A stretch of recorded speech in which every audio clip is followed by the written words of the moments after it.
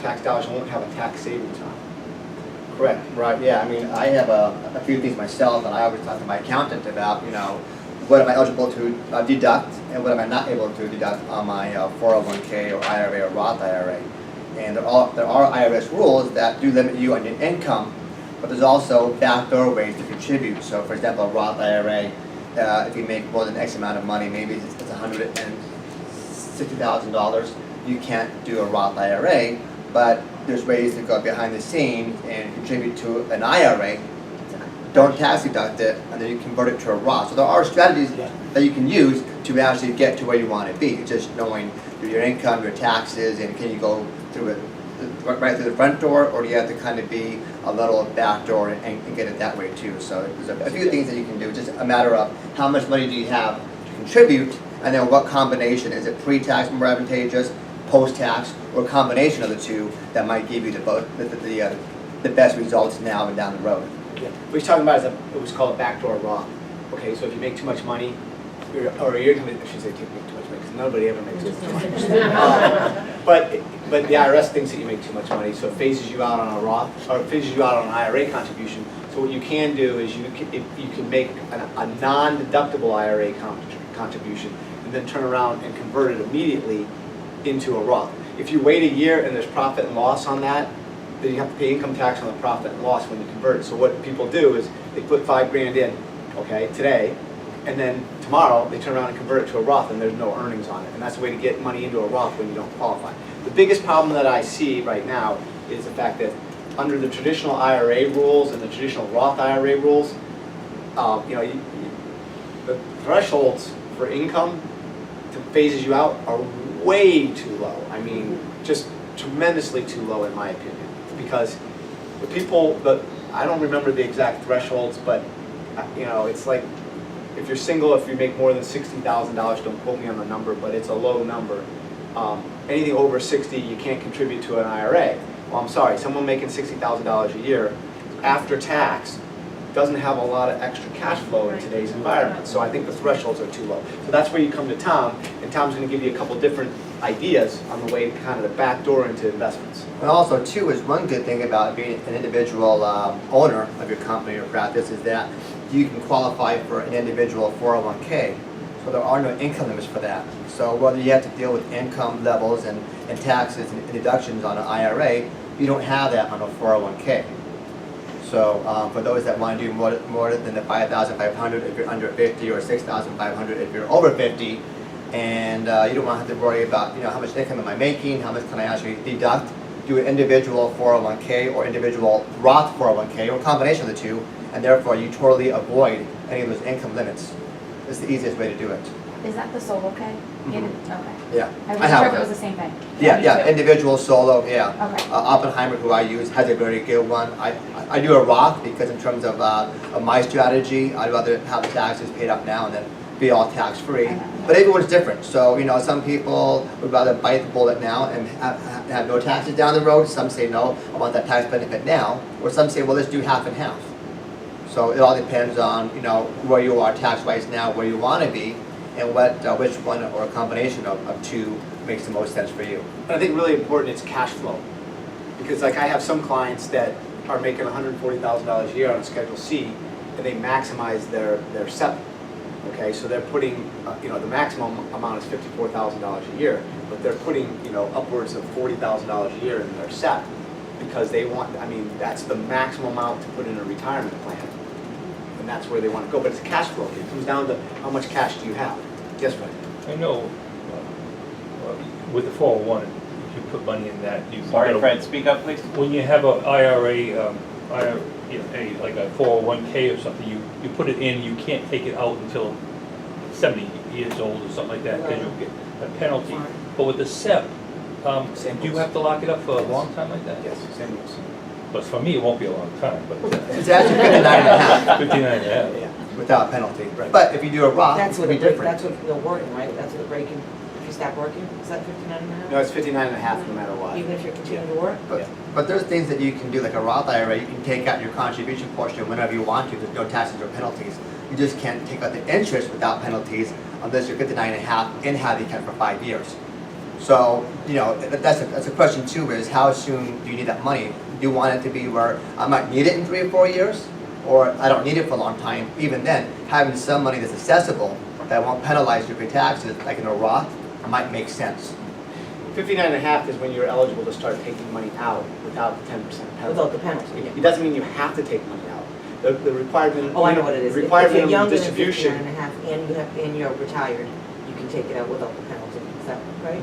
No. I think you have to do like equal distributions. Well, there's a few things. There's a few things that you can do, and I mean, you can't take money out for medical expenses or college tuition if you're under 59.5 and not pay the penalty. You're still gonna pay income tax. Right. So if you pull $30,000 out, penalty. it gets on, but you can avoid the penalty. The 70 age you're talking about is where you must start taking money out That's your- of a pre-tax account. So a traditional IRA, 401k, any pre-tax account, you must start making distributions at the age of 70 and a half. It's actually April following that, which gets kind of confusing. Basically, once you turn 70, you must start taking out distribution. That's your required minimum distribution. Only Fred right now, even though he's only about 50, will have to deal with that issue.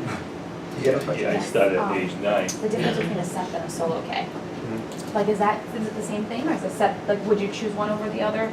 Do you have to make certain? Oh, so what's the difference amount? between a SEP IRA and a simple, and a solo or individual 401k? I believe the SEP you can contribute more money into. The SEP you can contribute more money into. So if you, let's just stick with this simple example of 100,000. Let's say your net Schedule C is 100,000. Your SEP, if you maximize it, is 25%. Okay, so that would be $25,000. Okay, with a simple 401k, what's your maximum number? It's 18,500. So which If one? you're under 50, or 23,000 So if why you're over do- 50. Yeah. So which one has the greater deduction? Now, if you go to $200,000, you could put $50,000 away in your SEP. Maximum amount is 54. And what is your 401k? It's still 18,500. Okay, so see how as you start to increase your income, your SEP contribution gets to be larger and larger than the simple 401k. Again, my position on this, it comes down to cash flow, okay? I only have so much cash in my pocket at the end of the day. I don't have a money tree in my backyard, although my kids think I do, I don't. Okay, so I have to figure out, okay, where am I gonna put it, what makes the most use, and what are the bills I have? Now, So- one thing too, to piggyback on that, is that on the SEP IRA, that's all pre-tax. I don't believe you can do a Roth SEP IRA, not that I'm aware of. SEP, no, not a Roth, no. Well, you could do a Roth 401k if you're looking for that pre-tax income down the road. Could you do a combination of the two, or I not? think you can on the 401k side. I'd have to double Right, check you that. can on a traditional or a Roth, but I don't know if you could have both the SEP Not IRA the SEP, no. and, okay, all right. You could have a SEP IRA and a Roth. You can't have a SEP and a solo.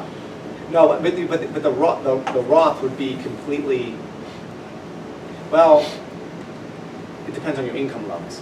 Right. But the question would be really, what is your cash flow? You know, what are you eligible to contribute? And then of that, how much of that, if any, do you want it to be pre-tax or after tax? And that will determine, hey, I got $25,000. I've seen people at both ends of the spectrum where people want to defer the tax consequence and would rather put away as much as possible pre-tax dollars. And I've seen people that say, I'll pay the tax today, I'd rather maximize my Roth. I think the combination becomes your income level, cash flow. The other issue is that your Roth is limited. What's the thresholds on the Roth?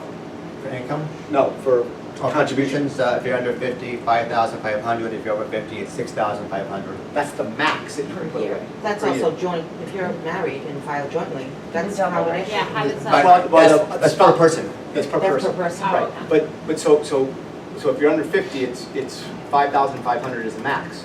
Okay, I just said that the SEP could be upwards of $25,000 if you made $100,000. So the question becomes is, which do you want to defer? How much do you want to defer? Where do you want to go? Okay, you can't put any more than 5,500 if you're under 50 per year in. Unless you do an individual Roth 401k, they can do 18,500. So obviously, I mean, basically there are a few different vehicles that you can use. Some offer you more contribution levels, some don't. Some are pre-tax, some are after tax. It really comes down to cash flow.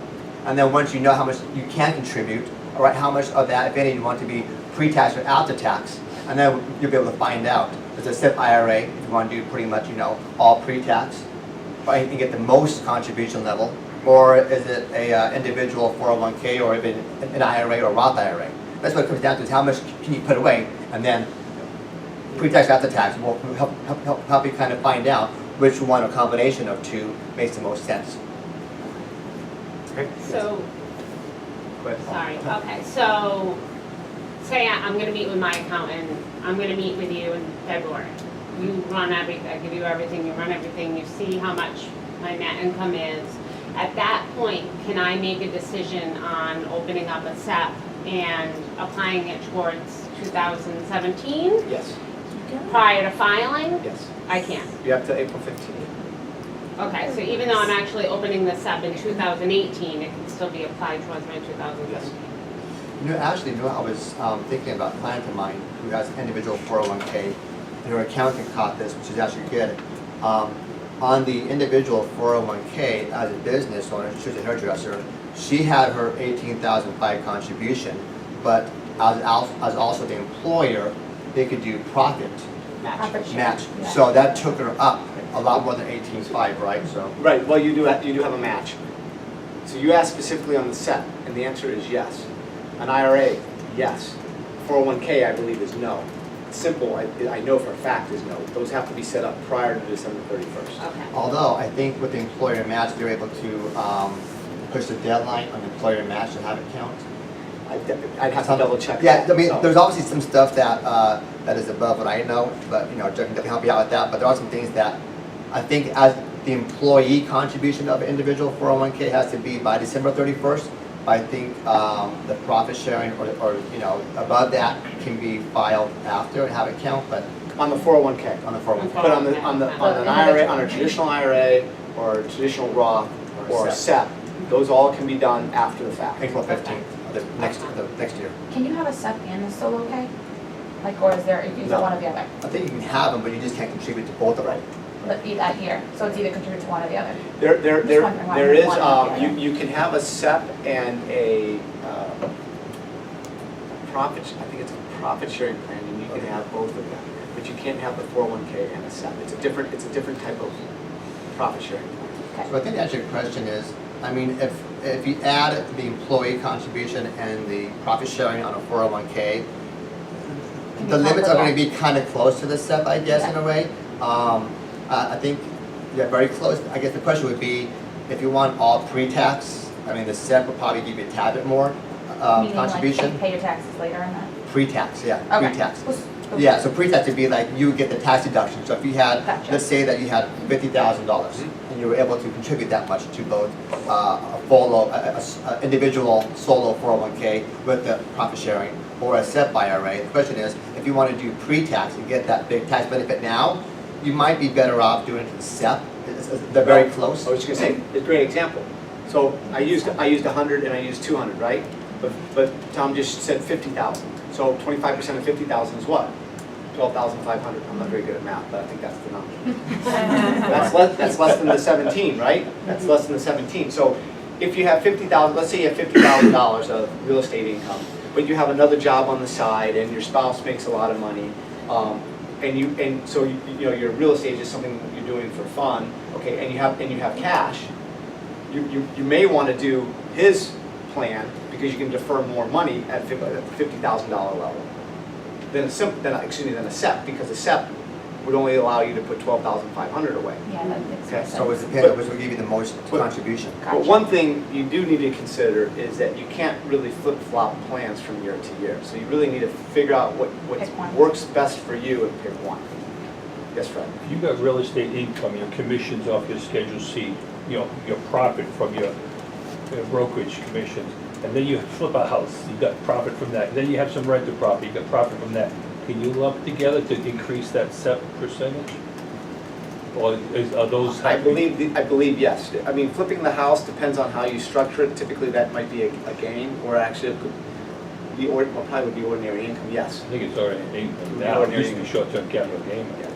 Well, But- short-term capital gain and ordinary income are taxed at the same rate, so. Yeah, maybe it's- But I'm just trying to see if you Your could real cut- estate, though, your real estate, that if you are renting a home, you or got you have an apartment or whatever in Providence, none of that qualifies for the retirement side. Okay. So, but your profits earned on your commissions and if the house that you're flipping and that's what you're doing as a business and it's less than 1 year, yes, that would qualify. So to kind of make it clear for you is, I guess it really comes down to which would be more advantageous, the SEP or any type of individual 401k, would be your income. And then you'll be able to figure out at 25% of that, how much would that be for my SEP compared to how much I can do to a 401k. And then you want pre-tax or you want Roth. You can do the Roth on the individual 401k, you can't do it on the SEP. Okay. So I think those two. How about, let's just talk to the group real quick, because now we're kind of generating off the tax side, but into the investment side. Tom, when regardless of which investment vehicle that they choose to put money through, what are their investment options at the other side? So meaning, if I put $25,000 in a SEP, am I only limited to this type of investment versus if I put 17 over here into a 401k, am I limited to this type of investment? Are there any differences there? Mostly no. I mean, I do a lot with Fidelity. I used to work for them. I know their retirement plans and investments very, very well. I can tell you that I can open up a 529 individual non-retirement account, IRA, Roth IRA. They don't do individual 401ks, but a SEP IRA, and it's all the same options. So you have all the same options to invest? It's all the same options. They're not minimized to what you can do. They don't do individual 401ks though. That's why I go to Oppenheimer. But the investments are the same, the fees are the same. It's just that the tax code under your plan may differ if it's 529 Roth, individual IRA, or that's one So difference. the point, one second. So the point there is that you can invest, regardless of what type of investment or retirement vehicle you want to use, you can invest in uniform. So again, it comes back to the cash flow side, okay, to figure out what you want on the cash flow side. So you had a question? Yes, well, not a question, just kind of some input. I'm sitting here Jeannie, thinking, speak up, I'm sorry. I'm sitting here thinking about when I first started out as an agent, and I've been self-employed in another field before that, so I have almost 40 years of self-employment. Okay. And money is tight when you're just starting out. Yes, it is. The key is just do it. Originally I picked a Roth, and whatever I could give, $1,000 a year, $1,500 a year. You know, over time that grew, and that money has grown. Same thing, then I switched over to the SEP. You know, so I'm done with my Roth, I'm doing my SEP. But the key when you're really new, or even if you're just starting out in real estate and getting the money, is to make that commitment, work with a financial person, and do it. Because I'm sitting here and I know what you're talking about, but if I didn't know, it's a lot of information. Right, Jeannie, you're very, very good. First of all, Dean is sitting right next to the fan that he insists on having in here because he thinks it's hot. That's why I can't hear anything, okay? All right, for Jeannie's got a We have a great, camera that needs to hear too. Jeannie's got a great point for you newbies, you know, just, and you know what I've told clients before is, set up a separate little savings account, okay? And actually, I'm gonna come back on this too. And set aside a third of whatever comes in. Whatever comes in, set aside a third. And just say, my accountant told me I gotta set aside a third. I gotta set aside a third. 2 reasons. 1, you can use it for your savings, for your retirement. And 2, you do need to save for taxes, okay? So if you make $100,000 of Schedule C income, your tax ramification, anybody know what tax ramification is going to be slightly, roughly? Like Wanna guess? 30%. What's that? 30, Close to 30%, yes, between your self-employment income, okay, and your federal income tax, all right? So on $100,000, how much is it? $30,000. $30,000. To me, that's a lot of money, Yeah. okay? But it probably won't be that high, maybe 25, but somewhere in there between federal and state, okay? Because when you're self-employed, you got to pay 15.3% self-employment tax. So on $100,000, that's $15,000. That's right off the bat. Okay, that doesn't, it's right off the bat. Okay, now if you make over, I think 129, your Social Security, which is 12% of the 15, falls off. But Medicare, which is 3%, Bill Gates makes $10 million, he pays 3%, okay, on $10 million, doesn't matter. So you got to set some money aside for that, plus you're going to have your regular income tax that you have to set aside. And then as Jeannie's saying, if you just set that money aside every time a commission check comes in, then at the end of the year, whatever's left over, you can use as part of your investment strategy. We have a lot of clients that can't dump a lot of money into their retirement accounts, so I say, look, start with the minimum. It's $100 a month. If you got it, stop it, you can freeze it. There's no problem with that. So everyone here is different. We have different levels of experience and income and financial needs and constraints. So my job is let's sit down and figure out what can you do, what do you need to do, but just start someplace simple. And we'll talk about, you know, if the Roth makes sense or a pre-tax makes sense, all that is all secondary. It's just a matter of what can you do now, what should you be doing now, and let's work together. And eventually, as time goes by, as maybe income increases or your debt goes down or whatever it is, we can look at other options that might make sense at that time. But just starting now and just getting used to it, I mean, it sounds like a little bit of money. You know, hey, what's one more extra year contribution now? It doesn't seem like a lot, but it's really in 20 years from now, one more year in the market when you got a lot more wealth, one more year at maybe 8%, could be a lot of money. So my job is to sit down with you guys and really figure out, you know, who are you, what are your options, and let's pick the best one for you. Let's just get started, and then as the years go by, this thing will evolve into whatever makes sense. All right, so I'm good here. I have some business cards up here if people need me, okay? Let Tom finish up. You've got some And stuff to talk we're gonna about. invite Margie in Yep. as well. So, Yeah. Thank you very Great. much. Thank you. Okay, so I won't take too much time because I kind of gave half my speech up here to Jen. Okay, so I'm talking about retirement savings, all right? The rule of thumb used to be 10% of your income must be saved for retirement and investments. Now it's more like 20%. We're seeing the cost of healthcare. I mean, you know, we all, if you're self-employed and your spouse does not work for a corporation like mine does, then I'm paying, I got a nice letter from Blue Cross Blue Shield saying that they're going to increase my my healthcare bill by $3,000 next year, so I'll be at $24,000 for healthcare for a family of 5. So saving for retirement, saving for college, I mean, in-state tuition at URI is $27,000. Life gets more expensive, and so the 10% rule doesn't really do much nowadays. It really is about 20%.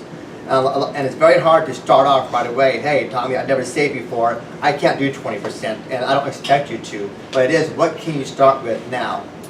And then knowing that it's very flexible. If you got to call a timeout, if you got to freeze it, if you got a Roth IRA, I tell my clients, look, if you need the money, it's there. You can take it out. You're not handcuffed to it. If you have an IRA and you want the money, yeah, you can take it out. You'll pay income tax and penalty. But if you need that kind of money, it's not going to really matter if you pay a penalty. So, but you just got to start doing something. I can help you figure out which plan or combination makes the most sense. How many of you have children that you are either paying for college now or will pay for college down the road? A show of hands. Okay, all right. And of course, we all want to retire, right? And we got mortgages, and maybe we want to have a second home or something else. So we're all trying to figure out how do we juggle these financial goals. You know, how do I take this next dollar, where does it go? To a college plan, to a retirement plan, to a real estate investment that I might use for college?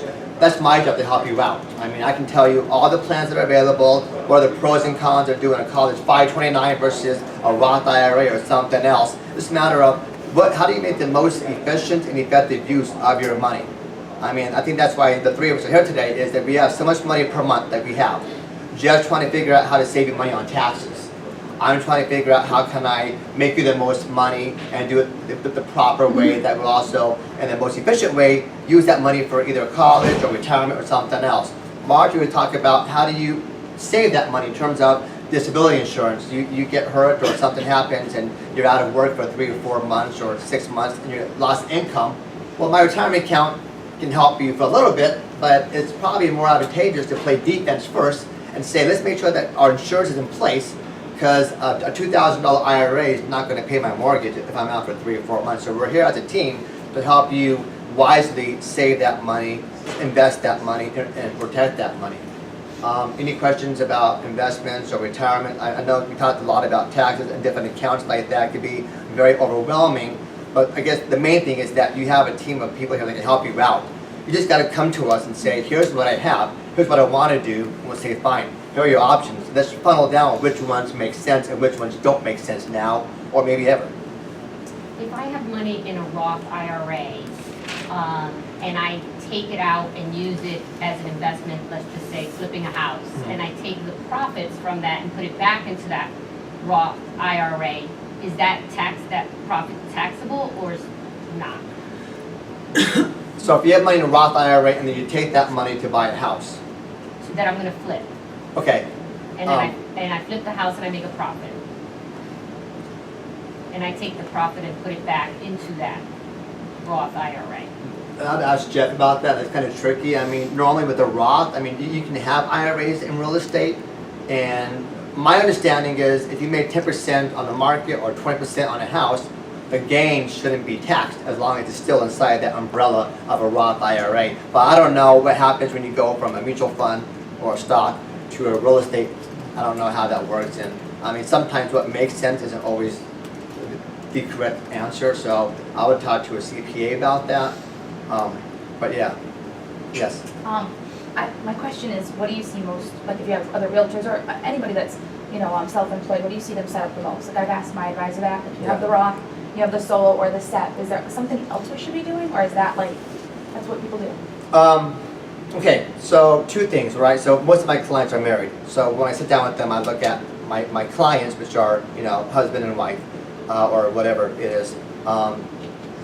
Most individual employers, hairdressers, I have real estate guys, whatever, most of them do the individual 401k because most of them don't make $200,000. So, and if they did, I think between the SEP IRA contribution and the individual 401k, they're about the same. I think what they like is that they could do a Roth portion and the 401k, which they can't do on a SEP IRA. So, like for myself, I have an individual 401k. I do all Roth contributions. I get no tax benefit, but I also have a house with a mortgage. I have 3 children, and hopefully, at some point down my life, the house is paid off, the kids are out, I have no tax deductions, but now I've got all this money that's all tax-free.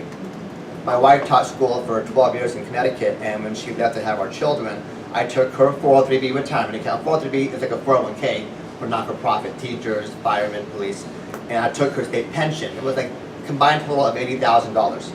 I said, well, we're going to take that and move that to an IRA. No taxes paid on that transaction. I said, I sold a piece of real estate for a big loss. I said, what now we're going to do is now we're going to convert. So we're going to take your entire $80-some-thousand IRA, convert that to a Roth. When you do that, you pay taxes on it because now you're going from a pre-tax account to an after-tax. So I was taxed as if I made $80,000 more that year.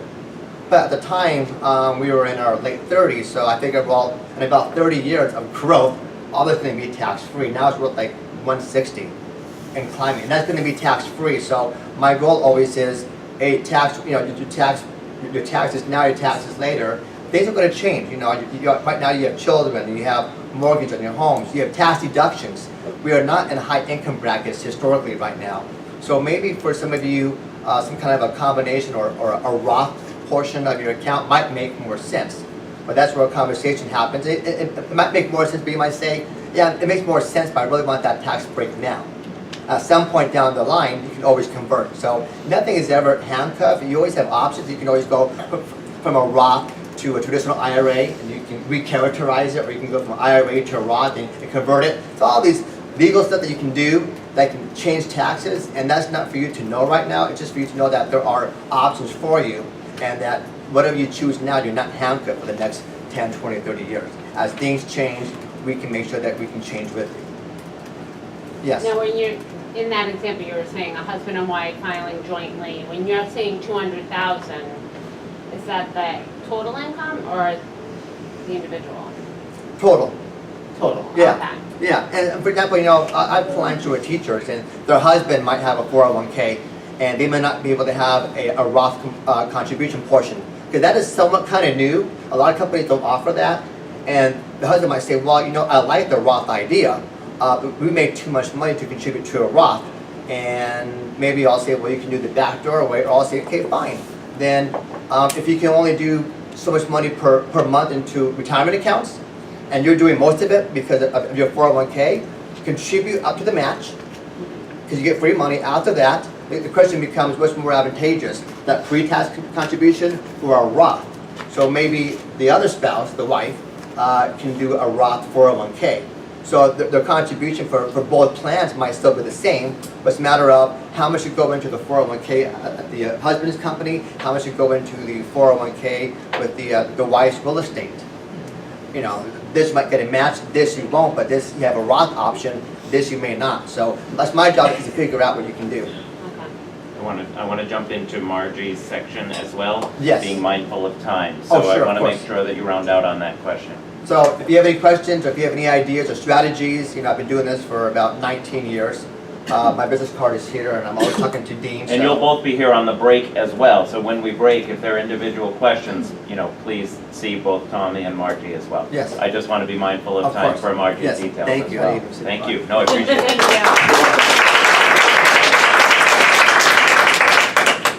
Good morning. So I'm not exactly sure who I've seen and who I have not. I'll be honest, so if you've heard it, you're going to hear it again. If not, well, then it's the first time hearing it. So I am with Aflac. Aflac is not insurance. Insurance is a headache. We have voluntary benefits. It's up to you if it's something that you want to have or not. The benefit with Aflac is that when you retire from HomeSmart, because I don't want to ever say that you're going to leave HomeSmart, that you can take it with you. The difference is, Aflac myself had worked out a deal with Dean where I believe that you pay monthly and that this is your best friend. As an independent contractor, you don't get disability. If you're ever out for sickness or injury and you cannot work, it's very hard to get a disability that will help cover some of your income. People who get a W-2s get a paycheck, they get TDI, they can collect it. Independent contractors, we're not allowed to, but here at HomeSmart, you are allowed to. How it works is your monthly payment that you pay to HomeSmart, this amount, if it's something that you have or any of the policies of Aflac, would come out with it. So you are covered. This works a few different ways. Everyone has a packet. I know my speech is going to be fairly short. That's fine because I will reach out to all of you. If I've spoken with you before, I'm going to wish you a happy holiday and move on. If I haven't, I'm going to just go through everything so you understand what exactly is in the packet and that you know what is available if somewhere down the road it's something that you want to look into. The most important thing, like I said, is protecting your income, as we've been speaking all day. If you're out, this has different plans. It has a 3-month plan up to a 24-month plan, meaning there's 3, 6, 12, 24 months. If you have a 6-month policy and the doctor says you need to be out for 5, we're going to cover it. If he tells you you're going to be out for 8, we're only covering up to 6 because that's your policy that you have. How does it work? This is the only one of the policies that goes off your income. The question as we sit down, it's one-on-one, I would say, what did you claim on your taxes the last 2 years? If you're a new agent and you haven't really claimed anything, it's what were you claiming the last 2 years in general on your IRS taxes. That determines how much we are allowed to pay. If you're looking to get $2,000 a month based on what your income was, we may only be able to give you $1,500 as a max. So we have to sit down one-on-one and determine that payment to you. Do we have any questions so far? Because I had to be quick. There are other policies. A lot of times people like to pair it up. There's an accident benefit in there. I know Dean has a funny story. It's not really funny, but it ended up better. Not funny at all, but the accident does come with an accidental death benefit. there are stories that are not funny at all, and it's just No. important that you know that this is a real thing. Disability is critical. In our profession can be unsafe at times is a good word. True story. A longtime realtor was showing a property. She was walking up the front walk to show the property, and she stepped in dog mess. She fell, shattered her shoulder, and never came back to real estate because she never regained full functionality and mobility. Okay, now of course we can joke about stepping in it sometimes isn't lucky, but it's a real thing. There was another realtor who fell down basement steps. People didn't know she was missing for 2 days. Things happen. She's since passed away, partly because of that. So you need to protect yourself, because if this is your sole income, you cannot be without income. If you cannot show a house, you cannot earn a living. So if you are disabled for any period of time, you need to protect the income, especially if you have expenses, you have home, a mortgage, or what have you. You don't want to be without income. So for such a nominal cost and the ability to attain it, which is why we as a company here locally have teamed up with Aflac so you have it available, we just feel it's important here. So we're glad to offer that benefit to you. So take advantage of it if you have the opportunity to fit it into your budget. To Jeannie's point, you know, you need to start somewhere. I get it, you don't have mass savings that Tommy's gonna invest for you tomorrow. But at some point, you've got to budget that money for what's important to you and do a little at a time, like you had said, to your point. We So- do say at Aflac that we're the safety net. We are here to protect a portion of your income. So if ever you can't work, you need to have something that you're using for out-of-pocket expenses. We're here to replace some of it to help you live, pay towards, like you said, any kind of mortgage or bills. We don't care what you pay with money. We're just here to make sure that you don't lose it all that you're out of work for. So it is great to be able to offer you the disability. Yeah. How long do your policies go up to? Because I know you said like 6 months. Well, this one in general, there's a 3, a 6, a 12, and a 24. Okay. Okay, and then there's waiting periods that I would sit down and discuss it a little bit more thoroughly of what it is that you're looking to have. Okay. Okay, the rest of the policies don't have waiting periods. Is the fee, the monthly fee based on your income? It's based on your income, so I'd sit down and say, what are you paying the last 2 years? There's a waiting period, so if you think you need checks right away, or if you think you could wait 2 weeks, if you can wait a little bit, it's gonna drop down your premium that you're paying, Okay. okay? Why do you have a waiting period? What's the reason for it? Because How some long people is don't that? feel that they have a savings, they're like, you know what, I think with my savings, I could wait about 2 Oh, I weeks see. if I get a So check in the lower the mail, premium. and, you know, it's based on you, if you're injured and you feel that, you know, my savings isn't great, so I'll need a check right away. Yeah. I'm gonna say, all right, then we'll base it on that.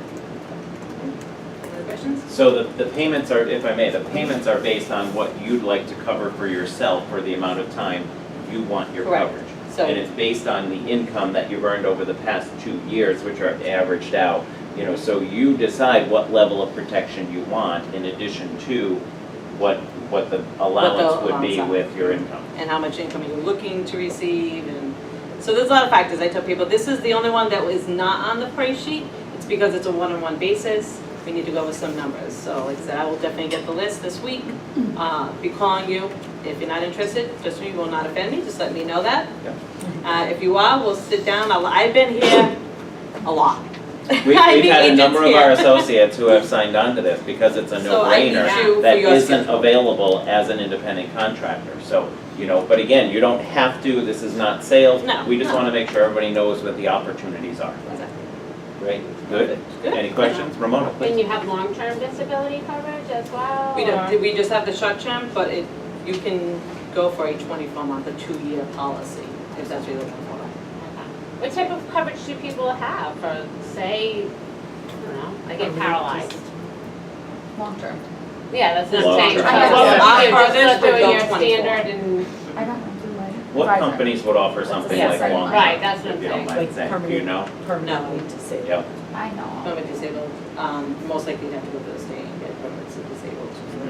So there may be other companies that would have something that's a little bit long-term. You know, Right. this here is, you know, The only one I literally know again, is the you break state your leg, hospital. you know, something like that, you're just unable to work, you know, They're really you know, so definitely want to look into options for that as well. You know, if you're gonna get hurt, don't get really hurt. right, I know, that's. I'm gonna wish you to get hurt.